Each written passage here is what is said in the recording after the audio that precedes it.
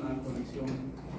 ¿Puedo apagar las luces acá y hay que recordar que cuando nosotros vamos a hablar de patología palpebral, que los párpados van a actuar como si fueran dos persianas o cortinas sobre el globo ocular y que además van a permitir la distribución de la película lagrimal sobre la superficie ocular, por lo cual van a tener las funciones de protección contra amenazas externas, cuerpo extraño,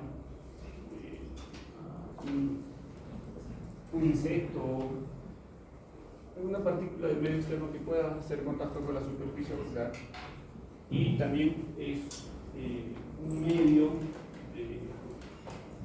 que va a permitir que la película lagrimal pueda distribuirse homogéneamente sobre la superficie ocular, como si fuera una cortina.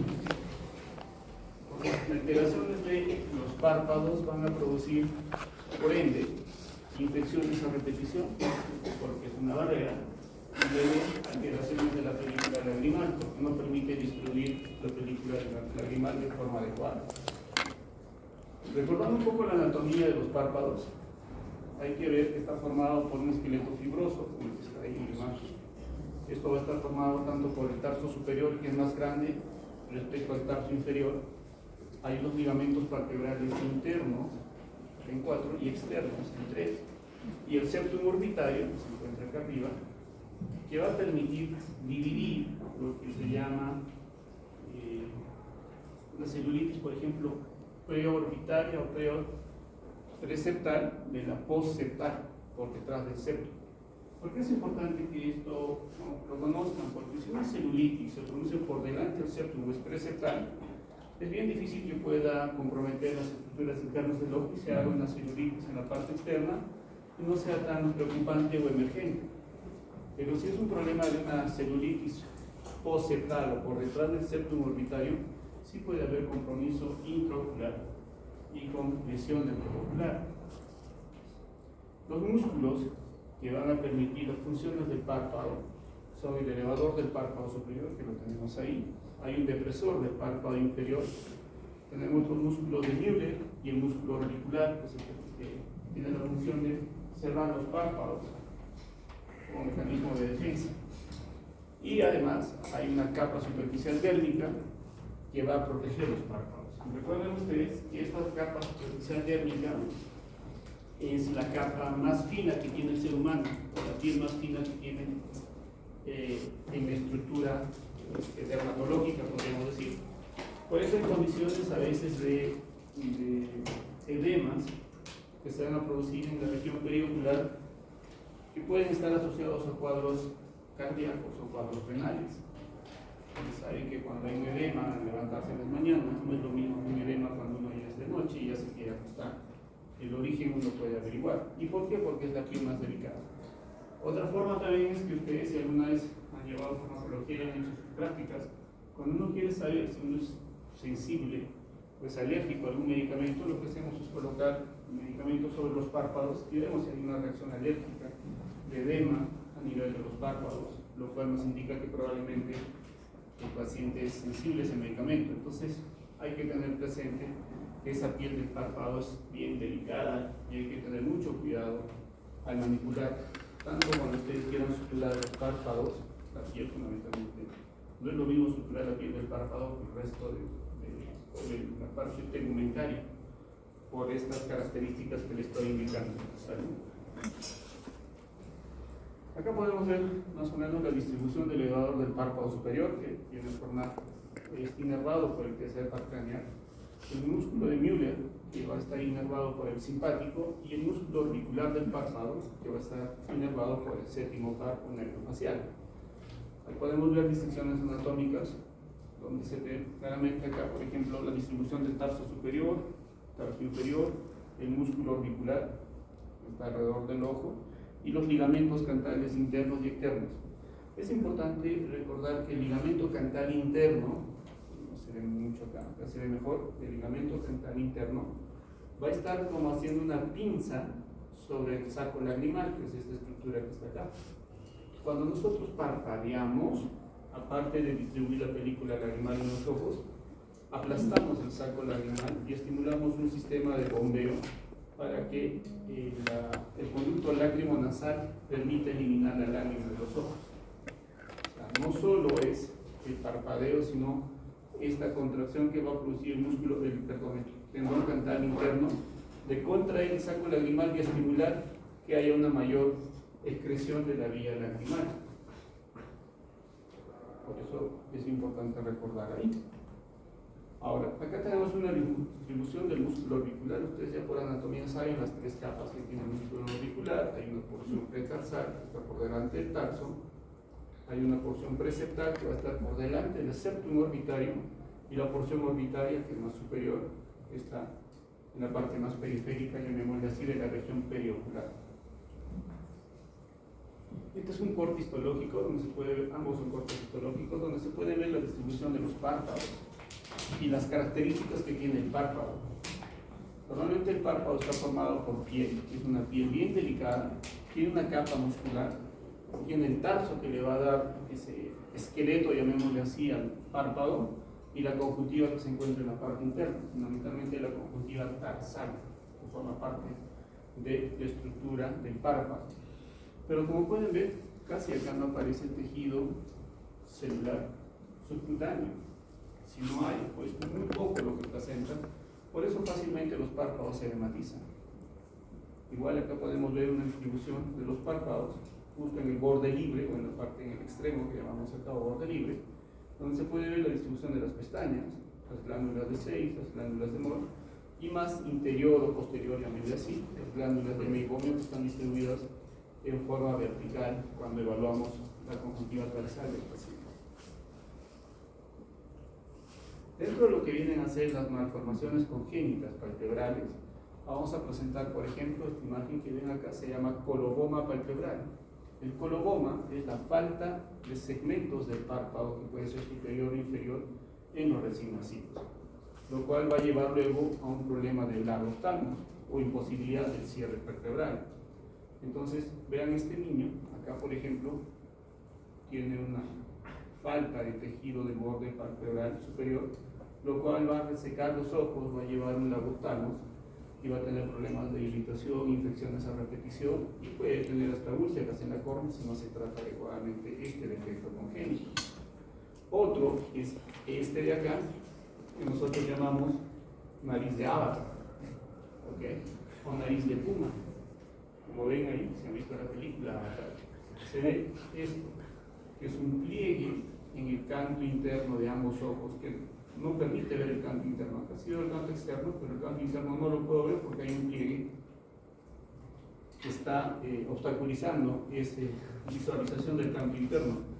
Esto se conoce con el nombre de epi, significa encima, cantus, encima del canto interno.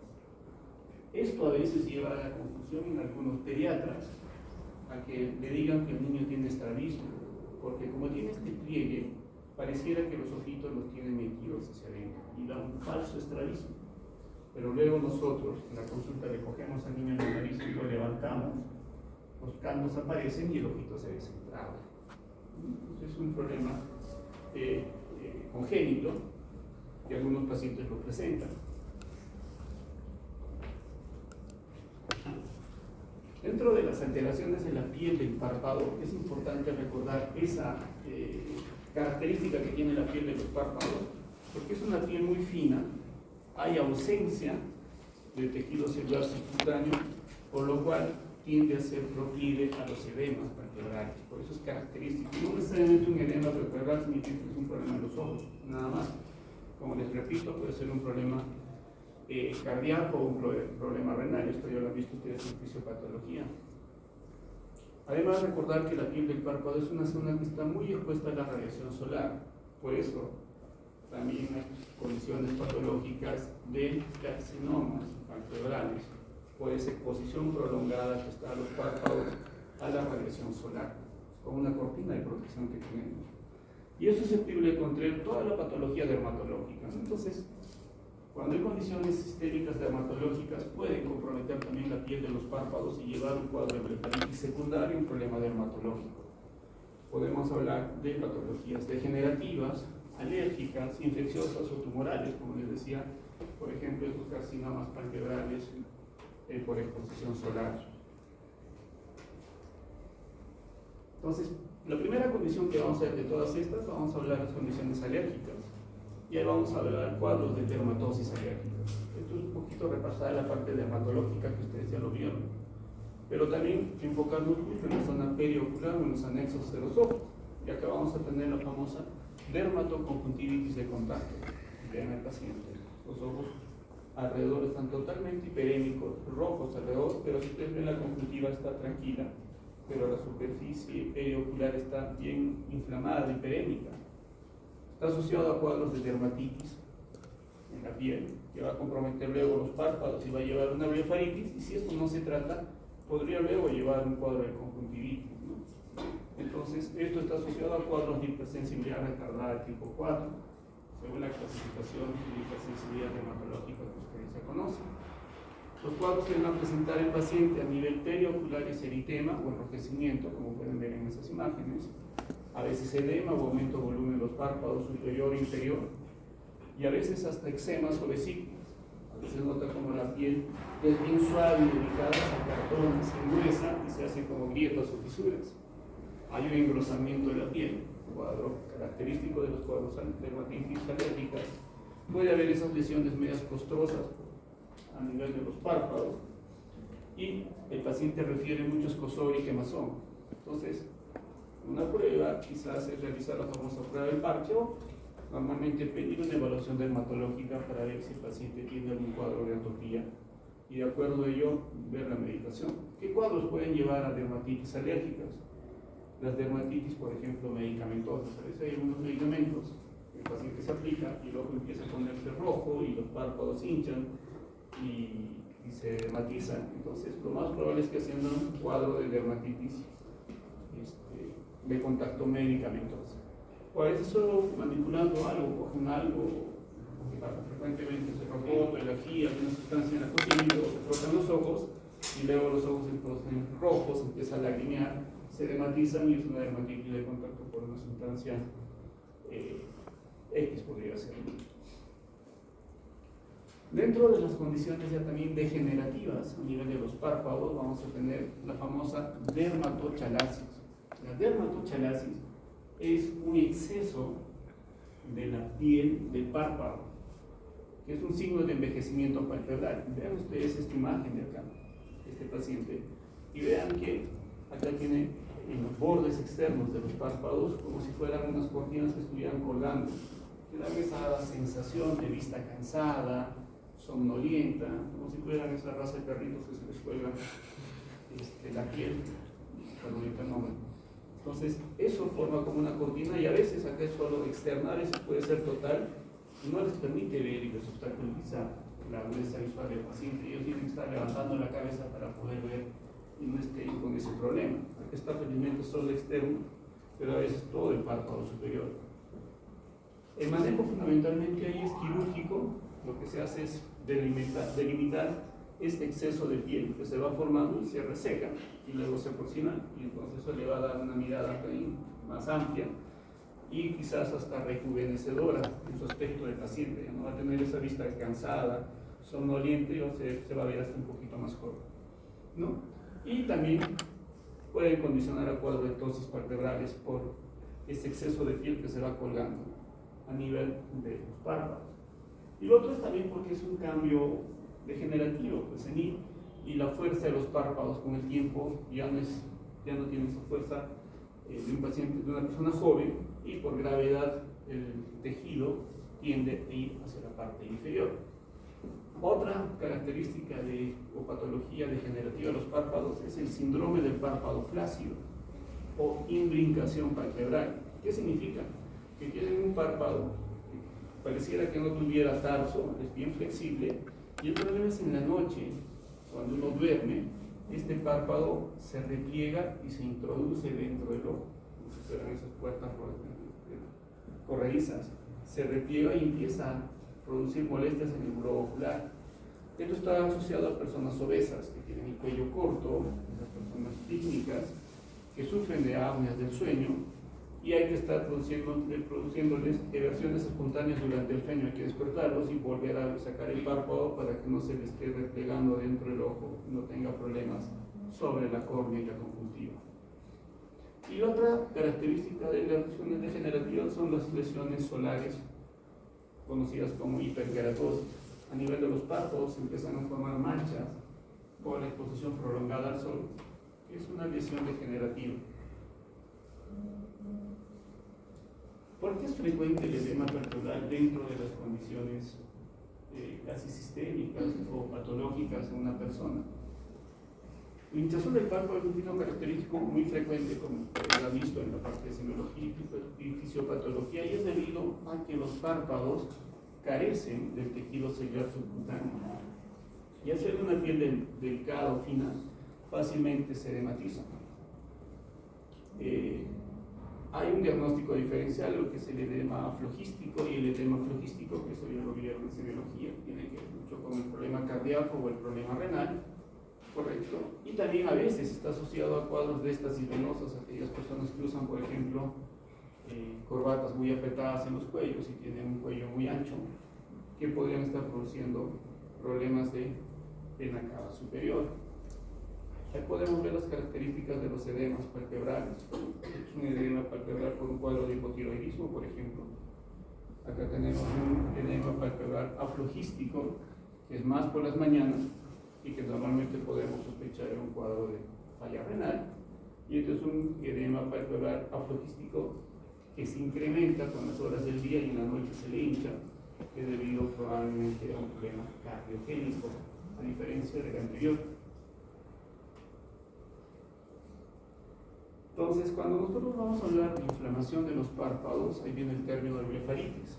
Y las blefaritis pueden ser infecciosas, pueden ser constitucionales por cuadros dermatológicos de fondo, o también pueden ser blefaritis alérgicas. Dentro de las blefaritis infecciosas tenemos las bacterianas, las víricas y las por parásitos, flustoparásitos. Dentro de las bacterianas, por ejemplo, tenemos las clásicas blefaritis infecciosas. Víricas pueden ser, por ejemplo, por verrugas o por los poxvirus, y parasitarias a nivel de los párpados, unos ácaros conocidos como el Demodex, que puede ser el Demodex folliculorum, que es un ácaro que normalmente está en la flora de los párpados presente, pero cuando se rompe ese equilibrio y hay una infestación de este parásito o este ácaro, ya se va a producir una blefaritis por ácaros. La constitucional o seborreica tiene que ver con problemas dermatológicos de fondo, y también yo podría mencionar un ejemplo acá, esos cuadros de rosácea que afectan la piel y luego van a llevar a una rosácea ocular por un problema de blefaritis constitucional también.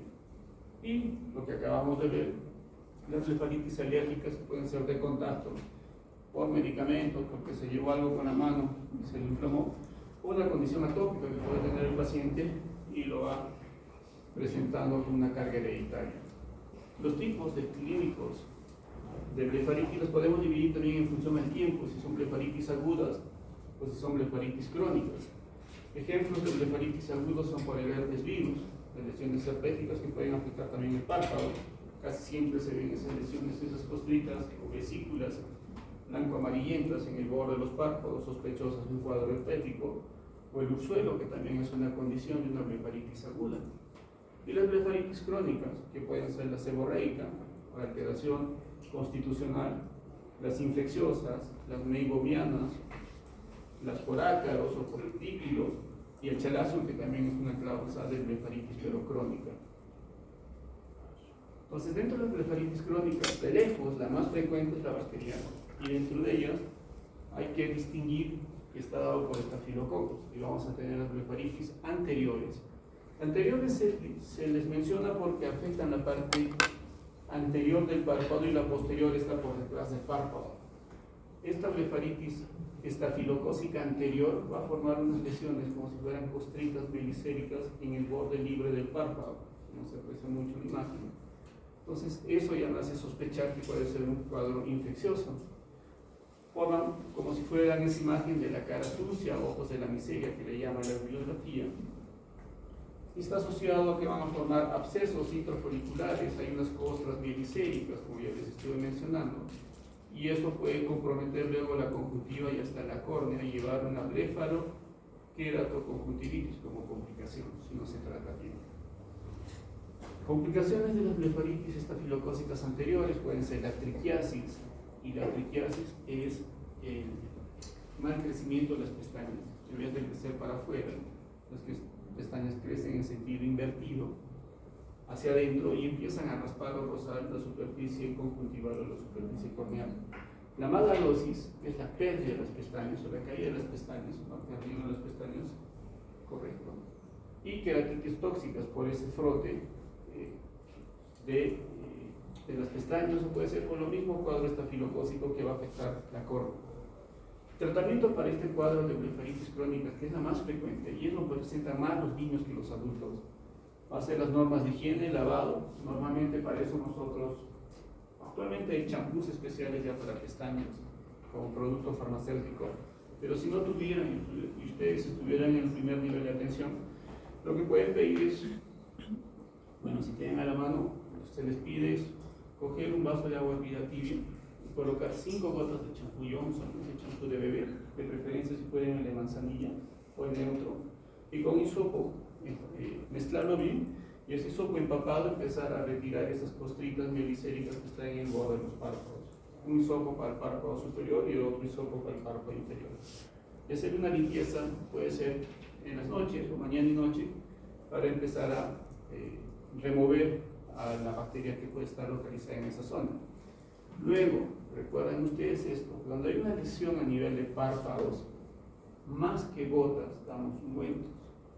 Cuando es anexo se trata con ungüentos, cuando es el globo ocular se trata con gotas. Entonces, traten de darle una crema de antibiótico alveolar. Lo más frecuente es en alveolar es la terramicina, la tetraciclina, ciprofloxacina en ungüento, correcto, para ayudar al cuadro.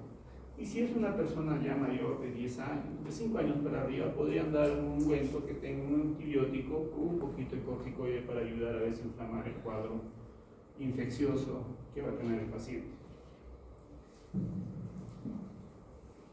Esta es una blefaritis anterior seborreica. La diferencia es que acá, si ustedes pueden ver la imagen, van a ver las pestañas, y en las pestañas existen como nuditos, como lo llamamos nosotros, como collaretes, como si la pestaña fuera un palito de anticucho y el collarete fuera la carne del anticucho, como costritas pero atravesadas por las pestañas. Y eso es una lesión característica de la blefaritis anterior pero seborreica, que es un problema dermatológico por un cuadro constitucional, donde hay un exceso en la producción de grasa por las glándulas del meibomio, y esto va a llevar a que haya una inflamación del borde de los párpados.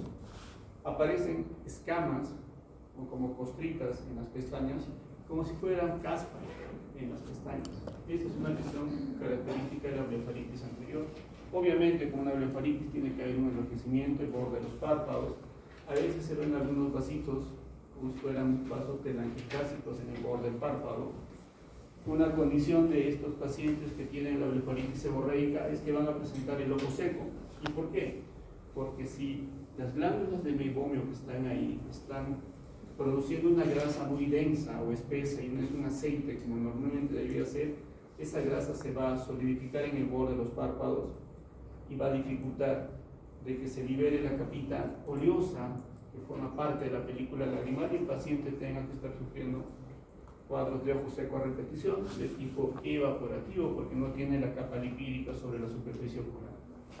Los síntomas que presentan estos pacientes es quemazón, sensación de calentura o ardor en el borde libre del párpado, escozor, porque la grasa está retenida y no sale, lagrimeo, que es peor por la mañana y las últimas horas del día. El tratamiento en este caso igual hay que tratar de remover estos cuadros de caspas que se forman en el borde de los párpados, aplicar un antibiótico con antiinflamatorio en el borde libre de los párpados, y si es un problema de blefaritis seborreica hay que tratar de administrar calor local, momentos de manzanilla en los párpados para que esa grasita se derrita y se liquefacte y pueda salir y no se esté obstaculizando el drenaje de la producción de grasa que normalmente la tenemos presente. Tenemos la blefaritis posterior o meibomiana, que es una disfunción ya de las glándulas de meibomio. Esto normalmente, por ejemplo, se ve en cuadros que presentan cuadros de rosácea, ¿no? Hay una obstrucción de los orificios de salida por aumento de la viscosidad. Uno ve el borde libre de los párpados y ahí está viendo como si fueran perlitas o cabecitas de alfiler atrapados, y uno presiona o así. Yo normalmente en la consulta aplasto el borde del párpado y veo si esa grasita está permeable o no. Si la grasita no sale y se queda así, es porque está habiendo una solidificación de las glándulas de meibomio o disfunción de las glándulas de meibomio. Casi siempre estos cuadros están asociados a este problema. Es una rinofima que ven en ese paciente, que es una secuela de una rosácea crónica, que lamentablemente afecta más a los varones que a las mujeres, esta complicación de rinofima, pero la rosácea es más frecuente en mujeres que en varones. Cuando nosotros evaluamos el borde del párpado, vamos a ver esta formación media espumosa que se ve ahí, que se produce, por ejemplo, cuando nosotros lavamos las manos, ¿no? Cogemos un jabón, frotamos, producimos espuma, pero saben ustedes que el jabón está hecho en base a grasa. Entonces, si ustedes ven una secreción así espumosa en el borde libre del párpado, pueden estar sospechando en un problema de una blefaritis meibomiana o por exceso de lípidos a nivel de los párpados. Y finalmente las blefaritis por parásitos, vamos a tener las blefaritis por pedículos pubis, por ejemplo, que esto se ve, por ejemplo, más en casos de medicina legal. No es frecuente en condiciones normales, así que los que les gusta hacer medicina legal o se van a dedicar a ese rubro, se ven casos de violencia o violaciones sexuales, por ejemplo. O lo otro que es más frecuente, que si lo vemos constantemente, son las blefaritis por este ácaro conocido como Demodex, que puede ser el Demodex folliculorum o el Demodex brevis. El más frecuente es el folliculorum, que es un ácaro como el que ven acá. Correcto, que normalmente lo tenemos presente en las pestañas, como parte de la flora, pero cuando se rompe el equilibrio y hay una infestación, sí van a producir cuadros de sensación de hiperemia, escozor, picazón a nivel del borde de los párpados. A veces estos cuadros, cuando son por parásitos, es un poco difícil solo con la clínica poder hacer un diagnóstico, y a veces hay que solicitar exámenes microbiológicos al paciente. Normalmente cuando nosotros vemos una condición y no sabemos si es una blefaritis por parásito o si es por una bacteria o a veces por un hongo, se le pide que se le haga un estudio microbiológico de pestañas. Y en laboratorios científicos lo que hacen es coger una hoja de bisturí, hacen un raspadito del párpado superior de esas costritas o de esas escamitas, y luego aleatoriamente cogen una o dos pestañas y las sacan y ven la composición de la raíz de la pestaña que es bajo microscopio, y ahí nos informan qué es lo que han encontrado. Eso es lo ideal. Si no hay un tratamiento adecuado y no responde, solicitar hacer un estudio microbiológico de pestañas. Cuadros de virus que pueden comprometer los párpados, tenemos lesiones por el molusco contagioso, como ven ahí, esa lesión sobrelevada en este párpado inferior en el paciente, o cuadros de verruga vulgar, como esta imagen que están viendo ahí en el paciente. O estos cuadros también, acá el cuadro que pueden recibir un tratamiento y evitar que el paciente, como cualquier verruga, se lo esté rascando, manipulando para que el virus no se disemine y no agrave el cuadro. Dentro de las blefaritis agudas vamos a tener las infecciones por el herpes simple, vean esas lesiones características de la lesión herpética a nivel del párpado, hay hiperemia, edema del párpado, y esto ya me hace sospechar que está habiendo una blefaritis herpética. Puede ser también una blefaritis, como ven acá, por un cuadro de un herpes zóster agresivo, donde obviamente se ven esas lesiones costrosas que van a afectar casi la región periorbitaria y que se diseminan hasta la región hemicraneal del paciente, con un dolor obviamente intenso, a diferencia de una blefaritis por herpes simple. Y no se olviden del famoso signo de Hutchinson, que es esa lesión vesicular en la punta de la nariz, donde está comprometiendo la rama nasociliar del nervio optámico, que es un signo indirecto. Eso empieza a ser un granito ahí, y ustedes pueden decir que más adelante va a ser un cuadro de herpes zóster optámico el paciente. Y los subsuelos, que vienen a ser estas lesiones sobrelevadas en los párpados, hiperémicas, rojizas, con mucho dolor. El paciente parpadea y basta que choque el párpado superior e inferior le duele y está bien hiperémico. Entonces, estos nos hacen ver cuadros de blefaritis aguda. Podemos presentar también alteraciones en la estética palpebral, como se observa en este cuadro. Ahora vamos a presentar situaciones en las que las pestañas, como ven acá, pacientes que tienen bastante pestaña, en vez de crecer hacia afuera, tienden a imbricarse dentro del globo ocular y empiezan a producir lesiones sobre la superficie ocular, sobre la córnea, erosiones por el roce continuo. Entonces hay que a veces retirar las pestañas, a veces cauterizar, o se llama piloablación, que marca un láser a la raíz para que no vuelva a crecer la pestaña hacia adentro. Y si son muchas las que están como en esta imagen, hay que hacer una corrección quirúrgica a nivel del párpado, tratar de traccionar un poco el párpado inferior para afuera para que estas pestañas otra vez se viertan y no estén raspando la superficie ocular. Y en algunos pacientes pueden presentar también que el párpado no está adherido a la superficie ocular y está un poco separado. Y eso va a producir, por ejemplo, lesiones en el borde libre y en la parte interna del párpado constantemente. Por eso hay una hiperqueratinización, enrojecimiento y hasta cuadros de infecciones continuas a repetición en el paciente. Otra condición es la famosa lagoftalmía, que es la situación en la que el ojo queda incompletamente cubierto durante el cierre palpebral no forzado en el sueño. Por ejemplo, acá el paciente sí cierra este ojo izquierdo, pero el ojo derecho está con una apertura parcial, y si el paciente no desplaza el globo ocular como mecanismo de defensa de la parte superior que se queda ahí, va a producir queratitis por exposición, que es una consecuencia. En los pacientes, por ejemplo, que están en UCI, no entra a UCI, no los ven, están más con signos vitales, el paciente no llega a cerrar los ojos, están meses, hay días, y luego cuando salen con queratitis por exposición y a veces con rotoformes perforadas. Por eso, a veces van a ver ustedes que ponen gasas húmedas sobre la superficie ocular y con eso le están cambiando cada día para tratar de hidratar un poco, pero también hay ungüentos lubricantes que uno podría aplicar para que la superficie ocular no tenga daños más adelante. Puede haber también causas de fallos neurogénicos, hay una alteración de reflejo en el parpadeo, puede haber una parálisis del músculo orbicular, puede haber pacientes con exoftalmía o exposición del globo ocular hacia la parte anterior, lo cual va, por ejemplo, en cuadros con problemas de tiroidismo, que va a producir problemas por exposición o lesiones a nivel de la córnea. Por eso es importante que, por ejemplo, este paciente tenga este famoso reflejo de Bell, porque si no tuviera este reflejo de Bell, acá nosotros estaríamos viendo la córnea del paciente y esa córnea estuviera sufriendo lesiones. Pero este es un mecanismo de protección cuando hay una alteración. No puede cerrarse los párpados, nuestra córnea tiende a irse hacia arriba como una respuesta natural, conocido reflejo de Bell. Y de esta manera evitamos la desecación permanente de la córnea. A veces también hay pacientes que van a presentar algunos lagoptanos debido a lesiones cicatrizales, como consecuencia de una sutura, de un accidente.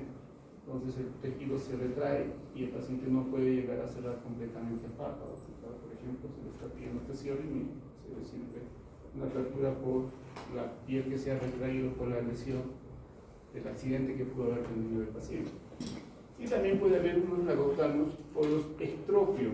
Y acá hablamos de estropio. El estropio es una mal posición del párpado, donde el párpado tiende a irse hacia afuera, externamente, por eso hablamos de estropio. Vean este paciente, el párpado inferior está adherido al globo ocular, tiene una línea casi horizontal. En cambio, en el ojo izquierdo, el borde externo del párpado inferior está como retraído hacia adelante. Se puede ver la conjuntiva tarsal claramente. Si el paciente cierra los ojos, acá no va a llegar a cerrar por completo por esa retracción y probablemente pues debido a que quizás ha tenido una cicatriz en el rostro y eso ha hecho que el tejido se retraiga y no lo pueda cerrar. También hay un estropio senil, que es algo frecuente, como lo vamos a ver más adelante.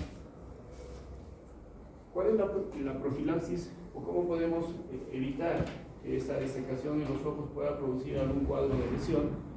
es mediante la humectación. Esta humectación la podemos hacer de forma artificial, usando lágrimas artificiales en el día y pomada de lubricante en la noche. ¿Y por qué no la pomada en el día? Porque si yo le pongo una pomada, un ungüento, un gel lubricante, ungüento, va a dificultar la visión, entonces no vamos a poder realizar sus actividades diarias. Por eso también casi siempre nosotros, cuando vamos a indicar un ungüento dentro de la superficie ocular, en el ojo mismo, preferimos usarlo en la noche mientras el paciente duerme, no le moleste. Y en el día damos lubricantes para que pueda hacer sus actividades normales, ¿no? Mientras duerme, actúa el ungüento y en el día las gotas. Puede darse gotas de día y pomada por la noche. De esta manera no le vamos a dificultar su quehacer diario, su actividad laboral del paciente. Y hablando de las malposiciones palpebrales del párpado, tenemos dos fundamentalmente.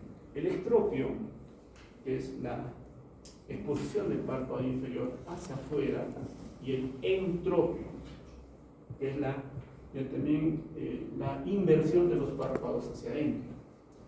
Lo más frecuente entre ambos es el estropio, de lejos, ¿no? Es la situación en la que un párpado, generalmente el inferior, como ven en esta imagen, queda separado del globo ocular. Este borde no está en contacto, sino hay una apertura, y se muestra la superficie de la conjuntiva tarsal. Es visible, como se puede ver, sin ningún tipo de tracción. Estamos viendo la conjuntiva tarsal inferior de ambos ojos. La clasificación de los ectropios puede ser en esos 5 tipos.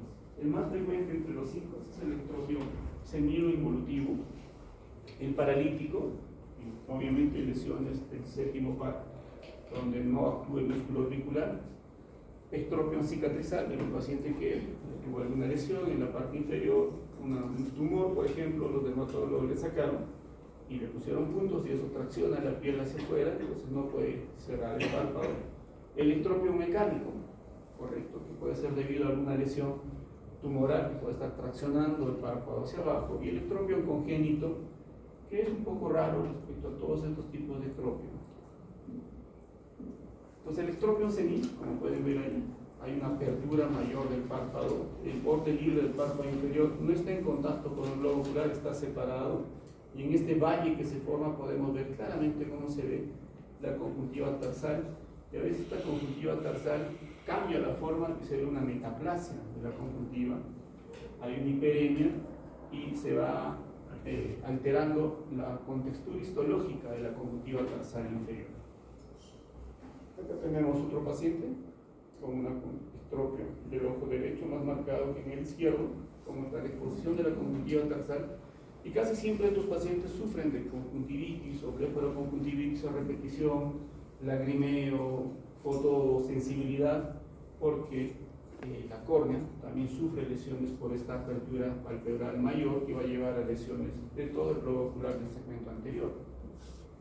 Acá, por ejemplo, hay un estropio cicatrizal. Acá tenía una cicatriz, un accidente, le han cosido y le han traccionado la piel del párpado inferior en el canto externo. Y acá hay un estropio paralítico, ¿no? El paciente tiene probablemente, se ve claramente una parálisis facial, donde no puede cerrar los ojos y el párpado se le va colgando. Este es un estropio congénito, es algo raro. Aparece en la radiografía del párpado superior, puede ser del párpado superior o del párpado inferior, obvio, no necesariamente, casi siempre es del párpado inferior, pero también puede ser del párpado superior. Normalmente casi los tratamientos para los estropios son quirúrgicos, no hay farmacológico. Podemos dar tratamiento de lubricantes, ungüento, antibiótico para que no haya infección, pero esto es solo complementario hasta que más adelante tenga que ser sometido a un proceso quirúrgico. Y en el proceso quirúrgico, más o menos lo que les voy a explicar que hacemos es, por ejemplo, este es un ojo izquierdo de este paciente, y lo que se hace es, se tracciona un poquito el canto, subimos un poco acá, esto que está así va a subir un poco, retiro un poco de tejido, sacamos esto, y este extremo que queda lo anclo acá, y esto va a subir. Lo que está abierto es una cirugía de estropio para corrección. El manejo fundamentalmente y final en estos pacientes es quirúrgico, ¿no? En cambio, el entropio que vendría a ser el antónimo o la contraparte, es el también en la cual hay una basculación hacia adentro de uno de los dos bordes libres del párpado. Vean esta imagen, que también las pestañas casi, acá se ven algunas cuantas, aquí en este extremo no se ven, porque el párpado se está imbrincando, se está introduciendo dentro del globo ocular. Lo malo acá es que estas pestañas van a hacer contacto con la superficie de la córnea y van a producir queratitis y conjuntivitis constantemente y molestias en el paciente, hasta puede haber grados de úlceras corneales. Igual, hay varios tipos, solo hay 4: el entropión senil involutivo, el entropión congénito, el entropión cicatrizal y un entropión espástico. Esos son los tipos de entropión. Entonces, como ven, hay más tipos de entropión que de entropión. Acá podemos ver que el paciente le han puesto unas tiras de tracción para evitar que los párpados se sigan metiendo hacia adentro y traccionen para abajo, que es una manera transitoria de aliviar el cuadro del paciente. Igual el manejo acá es una cirugía que se hace en el borde externo del párpado y se repliegue el párpado hacia adelante para que no esté con el problema de que los pestañas le están frotando o le están lesionando la córnea.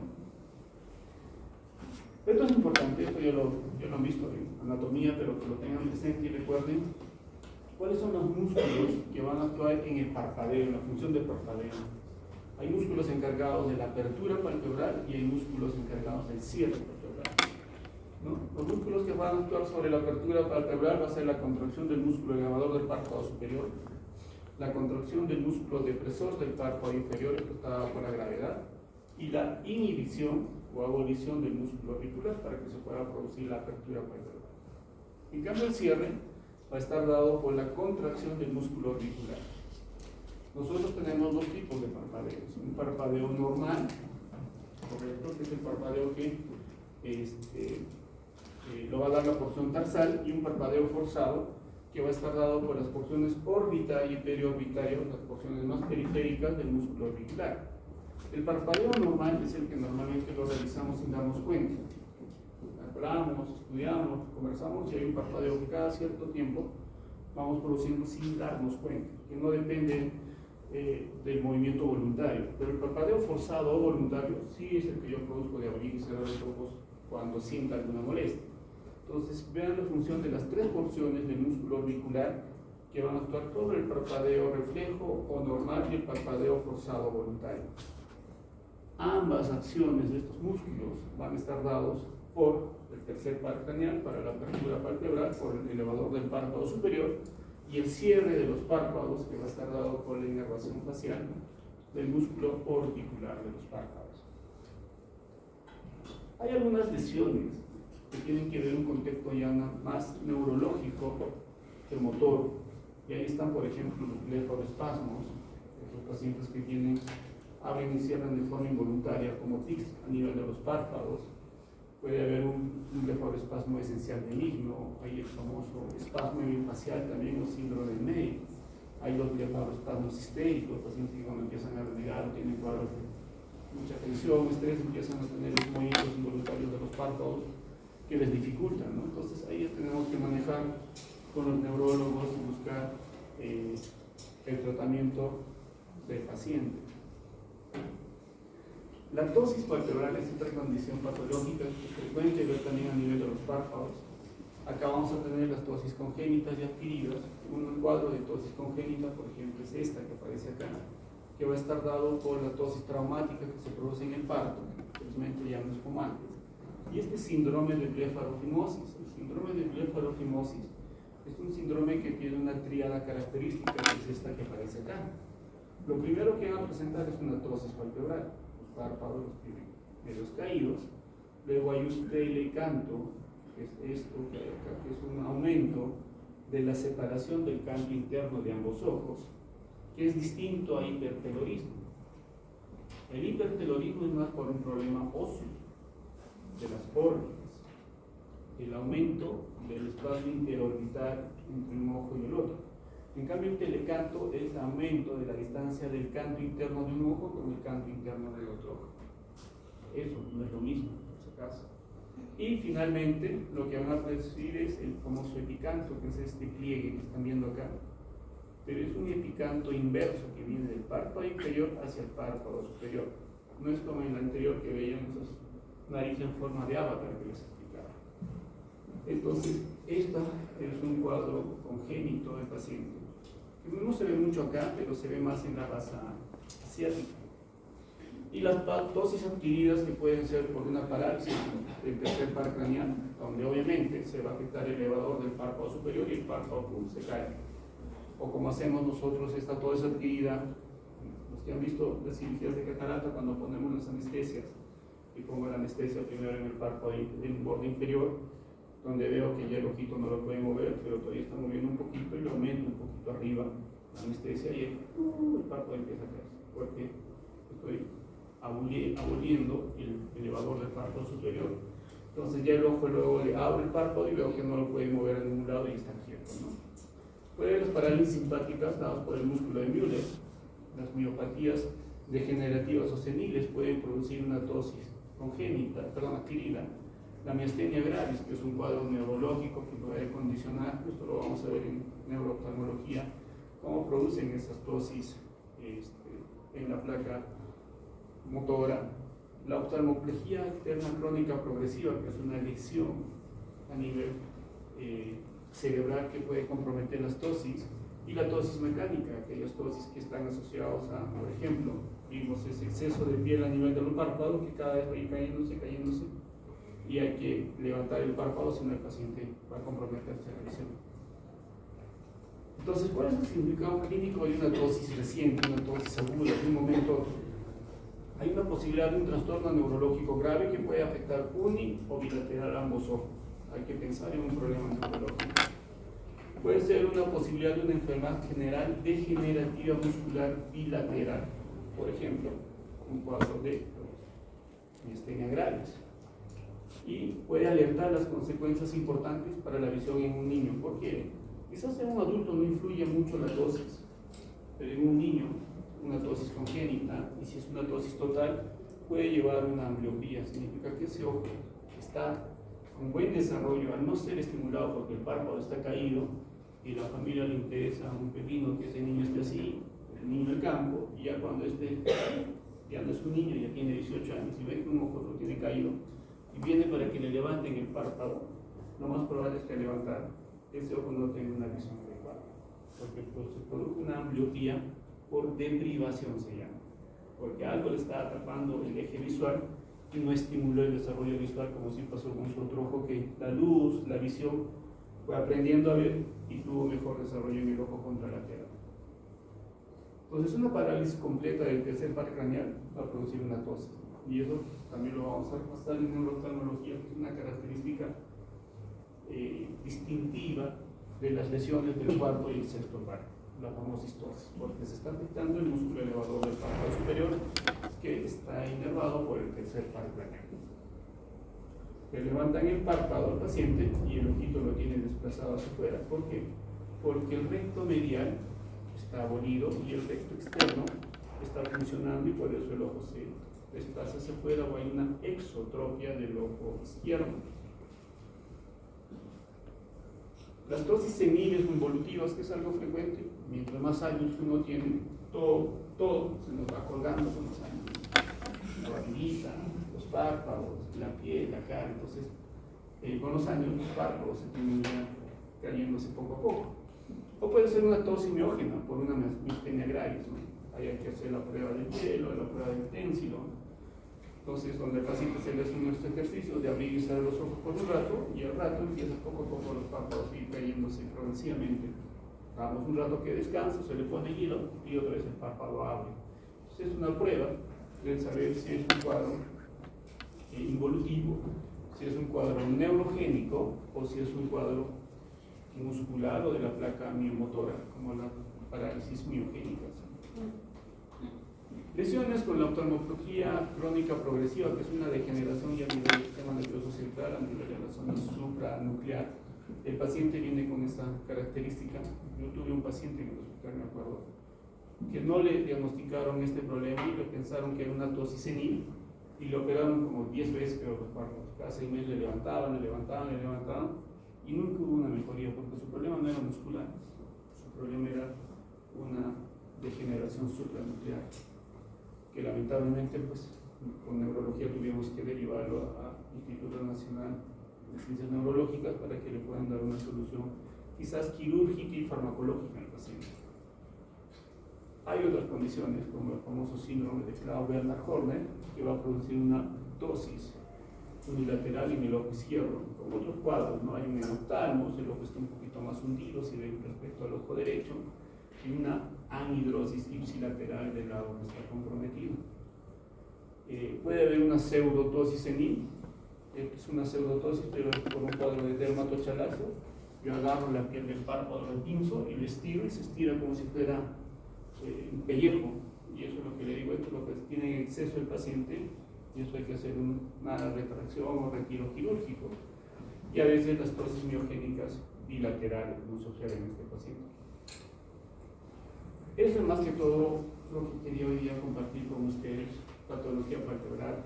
Hay mucha más patología palpebral, obviamente, pero cosas que yo las he visto, así que no tiene sentido darles información que no las van a usar. Sí es importante que sepan cómo tratar una blefaritis infecciosa, ver si es un cuadro de ectropio o entropio, y explicarle al paciente que el manejo definitivo de estas alteraciones palpebrales es quirúrgico y para lo cual tiene que derivarlo, y no esperar pues, que lo que está así rosadito se vaya haciendo en 2 años, 3 años rojo, hiperémico, hasta se va cambiando, se va haciendo blanquecino porque hay una metaplasia o alteración de las células de la conjuntiva tarsal.